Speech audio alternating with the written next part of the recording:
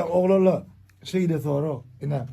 Şimdi çağdım otursunuz ha. Ha. Nem için hava yaşlılarımız, rahatlarımız, ulu adamı saramışan da Ha. hava aman mı yerin aman sağlık mı diye.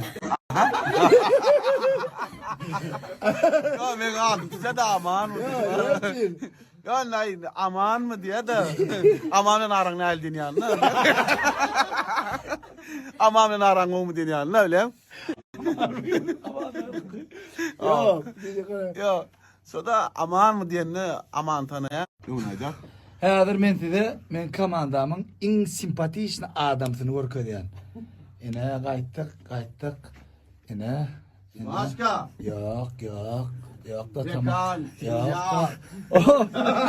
da. Dur. Yo. Yo, tamad etme. Yok.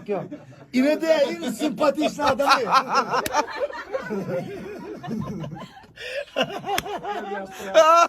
Göz yaş Prada diye onu öyle mi? Şimdi ben göz yaş Prada benim öyle oluyor ne? Yaş Prada diyen Stein haydiyalar. İki tane fare değil mi? Yok, onu ne diyor? O şükür de öyle Eliyalar ne? Şarikli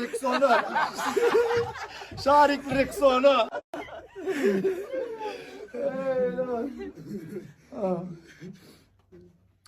Bir sözüyle kilkan orka dedi. Nereden orka dedi? Kilkan bak ne mi?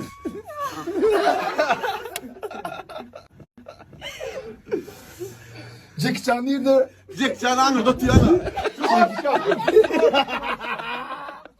Jackie Chan. Öyle mi? İster mi? İşte vursun öyle mi? Ne mi diyorlar? Ne mi? Kıyak diyorlar. Daha soğuk. Ne? Yedinsin simpatik olan ne?